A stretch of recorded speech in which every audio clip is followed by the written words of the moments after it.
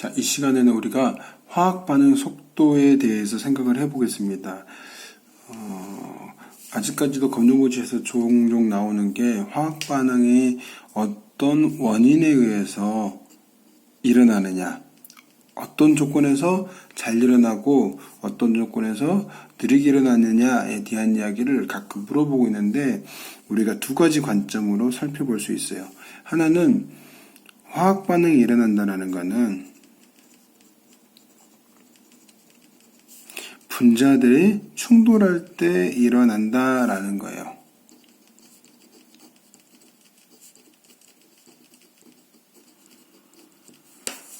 무슨 말이냐? 어떤 화학 분자가 이렇게 있고, 선생님은 지금 이거를 N2라고 가정할게요. N2. 이런 게 있고, 여기에 H2가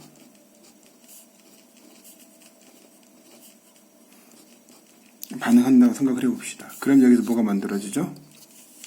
여기에서 우리는 NH3라고 하는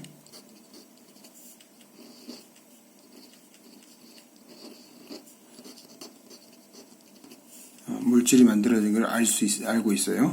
그런데 이 두 분자들의 반응 물질, 이 두 반응 물질이 반응해서 이렇게 새로운 물질인 암모니아가 만들어지려면 질소라는 기체와 수소라는 기체가 어쨌거나 충돌해야 된다는 거지. 얘네들을 따로따로 이렇게 놔두고 있는 상태에서 갑자기 뿅 하고 얘가 만들어지지 않는다는 거지.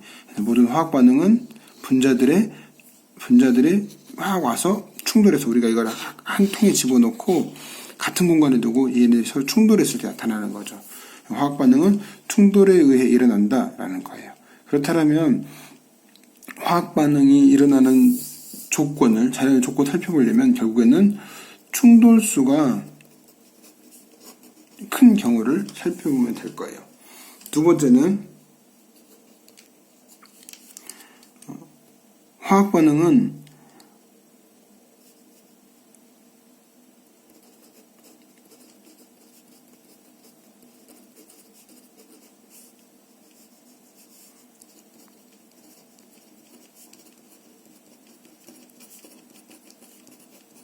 화학 반응이 가능한 조건이 있다라는 거야. 다른 말로 정확하게 어떤 조건을 말하냐면은 이게 분자들이 충돌해서 새로운 분자를 만들 때 만약에 충돌할 때마다 새로운 분자로 변한다라면 우리가 주변에서 볼 수 있는 모든 화학 반응은 수초 안에 다 끝나버릴 거예요. 굉장히 폭발적으로 끝날 거예요. 모든 화학 반응들이 다 일어나는 게 아니라 충돌할지라도 어떤 반응 물질이 충돌할지라도 바로 충돌하자마자 바뀌는 게 아니라 어떤 조건을 만족해야지만 이게 충돌하는 거예요. 이게 앞에서도 언급되고 있는 여러분들 강의에서 언급되고 있는 활성화 에너지라는 겁니다.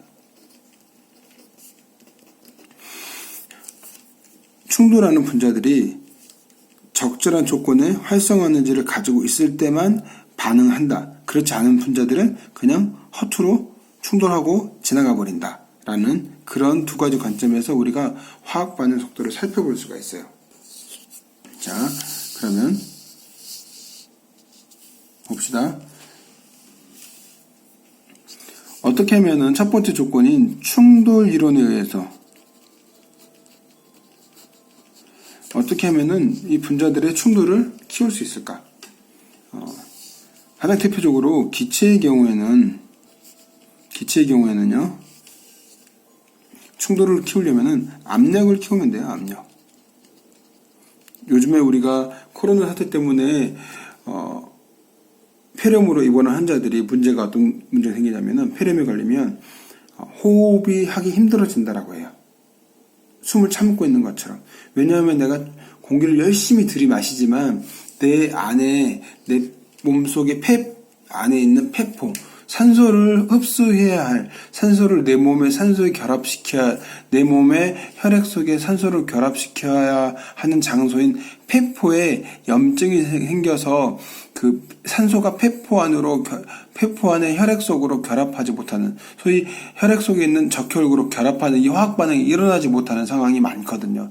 그래서 결국에는 폐렴으로 이제 돌아가시는 분들은 결국에는 질식사와 같은, 숨을 쉬지 못해서 질식하는 것과 같은 그런 거의 그런 결과를 가져와서 죽게 되는 결과 가져와요. 그럼 이런 분들이 치료가 되고 몸에서 이 염증 반응이 이겨낼 때까지 도와줄 수 있는 방법은 바로 산소 마스크인데요. 산소 마스크라는 거는 어떤 거냐면, 우리가 들이마시는 일상 속에 있는 공기는 질소가 78%고 산소가 21%잖아요.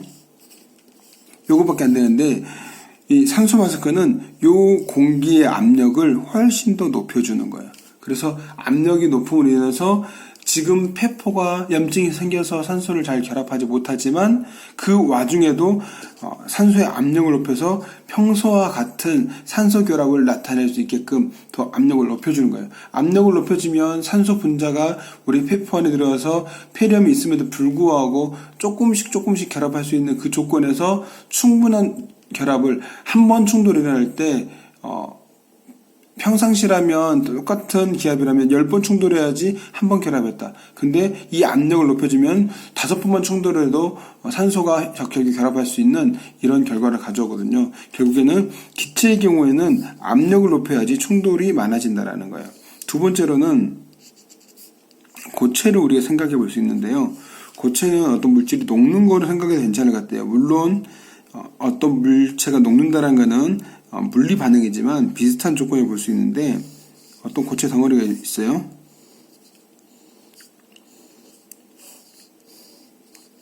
이 고체의 외부에 어떤 액체나 기체 등이 와서 결합을 해야 돼요. 이 외부에서 다른 것들이 와서 결합을 해야 돼요. 근데 이경우에는 이 고체는 여기 있는 이 표면적만큼만, 윗면, 옆면, 또 이제 밑면도 있겠지. 이런 이 면적만큼만 충돌할 수가 있거든. 근데 이거를 쪼개봅시다. 똑같은 양인데 반으로 쪼개면 이 양면에 또 다른 면이 생기죠. 이해 안 된다고? 또 이렇게 쪼개면 이걸 쪼개서 이거 갈라놓으면 이 양면은 생기죠. 이걸 그려볼까요?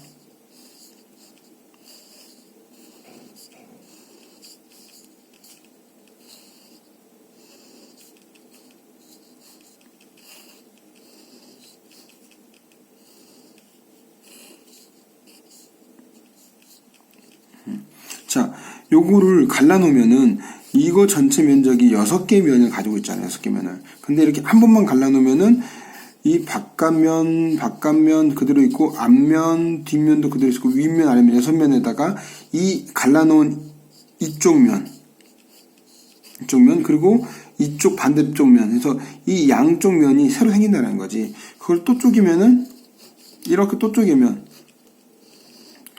이 앞뒷면이 또 생기고, 옆으로 또 쪼개면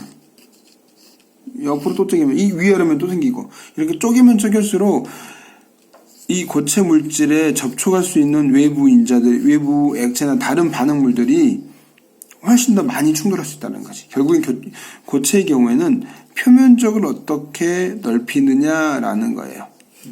표면적을 넓히는 방법은 큰 덩어리를 잘게 쪼개는 방법이 있겠죠. 그래서 우리가 사탕을 먹을 때 그냥 얌전히 빨아서 먹는, 얌전히 사탕을 빨아서 예쁘게 사탕을 빨아서 먹는 승은이보다 사탕을 주면은 우적 씹어먹는 재우가 훨씬 빨리 녹는다는 것을 알 수가 있습니다. 마지막으로는 액체의 경우입니다. 액체와 액체의 순수한 액체 반응을 할 때는 어떻게 되느냐? 얘네들이 충돌을 많이 하려면 같은 물 안에, 비커 안에 물이 있다.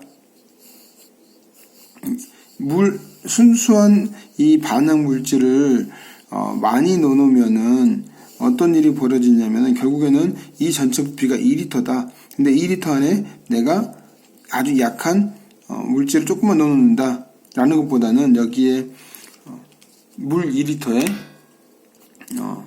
HCl, 염산 10ml를 넣는 것과 물 2리터에 염산 30ml를 넣는 것과 어떨 때 이 염산이 반응을 잘할 것인가 라는 거죠. 당연히 양이 많아야지. 결국에는 같은 2리터 안에 염산을 집어넣어 조금보다는 많이 집어넣어야지 반응을 훨씬 더 이 안에서 반응을 많이 할 수 있겠죠. 그거를 우리는 다른 말로 농도라는 말을 씁니다. 농도. 다시 말해서 충돌을 많이 일으킬 수 있는, 화학 반응을 많이 일으키기, 빠르게 일으키기 위해서 충돌을 많이 일으킬 수 있는 조건이, 기체는 압력을 키우는 것이고 고체는 표면적을 넓히는 것이고 액체의 경우에는 농도를 키우면 된다는 겁니다. 이번에는 활성화 에너지를 한번 살펴보도록 하겠습니다. 활성화 에너지를.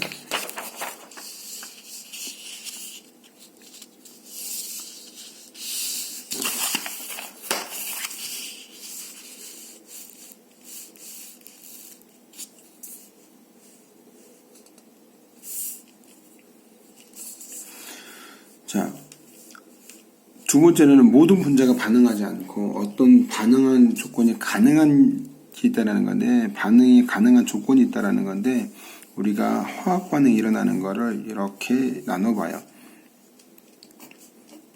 반응 전과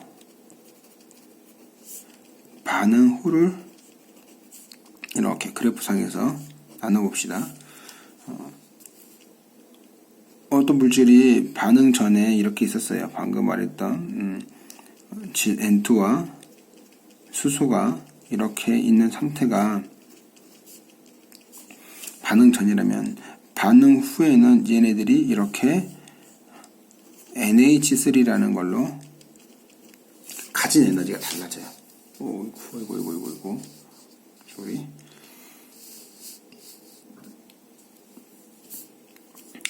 모든 물질들이 바로 이렇게 반응하느냐? 그렇지 못하는 거고, 얘네들이 반응하려면 이 질소나 수소들 중에 일부 가지고 있는 분자들이 충돌할 때 큰 에너지를 가지고 있어야지만이 비로소 이렇게 넘어갈 수 있다는 거야. 큰 에너지 가지고 있는 것만이 이렇게 넘어갈 수 있다는 거죠. 그래서 이렇게 높은 에너지 온도, 여기 Y축은 에너지거든요. 이렇게 높은 에너지 온도, 원래 가지고 있는 반응물보다 반응이 가능한 요 에너지 온도, 요거를 우리는 활성화 에너지라고 합니다. 활성화 에너지라고 합니다. 그러고 나면은 원래 반응물이 가지고 있는 에너지하고 또 반응 후에 생성물이 가지고 있는 에너지, 요 차이만큼 얘네들은 에너지를 흡수하게 되죠. 흡수하게 되는 겁니다. 또 어떤 물질, 이런 물질도 있어요. 어떤 물질들은 반응 전에 에너지가 높고 반응하고 나면 에너지가 낮아지는 거예요. 그러면은 이렇게 얘네들이 반응할 때 특정한 활성화 에너지를 가지고 있는 분자들은 이 상태에서 넘어가는 거죠. 그래서 생성물로 가는 거예요. 그럼 이만큼 에너지 차이가 나지? 반응 전이 에너지 높았지? 그럼 요게 바로 방출하는 에너지가 되는 거예요. 보통 우리가 많이 접하는 무언가를 태운다거나 했을 때, 산소를 태운다거나 했을 때 반응할 때 열어나는 건 요 에너지를 말하게 되는 겁니다. 자, 그런 걸 우리가 활성화 에너지라고 하는데, 모든 분자들이 활성화 에너지를 충분히 가지고 있지 않다라는 거지. 그래서 충분한 활성화 에너지를 가지고 있는 것만 충돌했을 때 화학 반응이 일어난다는 건데, 요 그래프도 살펴봤으면 좋겠어요. 어떤 거냐? 분자들이 가지고 있는 에너지가 얼만큼 에너지 가지고 있느냐, 모든 분자들이 똑같은 에너지를 가지고 있는 게 아니라, 모든 분자들이 똑같은 에너지가 있는 게 아니라, 요즘에 코로나 사태 많이 볼 수 있는 정상적인 그 통계 분포 자료는 이렇게 되죠. 온도가 낮은 분자는, 에너지가 작은 분자는 이만큼, 에너지가 큰 분자는 이만큼 해서 이게 개수 이렇게 한다면 이렇게 분포하는 거, 이게 일반적인 분포라고 볼 수 있어요. 근데 이렇게 있는 분포 있을 때 이 활성화 에너지가 여기라고 생각해요. 이만큼을 가지고 있는 게 활성화 에너지라고 봐봐요. 그러면은 이것보다, 이 활성화 에너지보다, 요 활성화 에너지 요만큼보다 더 작은 에너지 가지고 있는 이쪽에 있는 분자들은 반응하지 못한다라는 거지. 이 활성화 에너지보다 더 큰 곳에 있는 분자들만 반응할 수 있다라는 거예요. 그렇다면 이 기체의 이 반응 물질의 온도를 높이면 어떤 일이 벌어지느냐? 이 안에 있는 전체적인 입자들이 에너지가 전반적으로 많아지는 거지. 그럼 그래프가 요렇게 끼우는 거예요, 앞으로.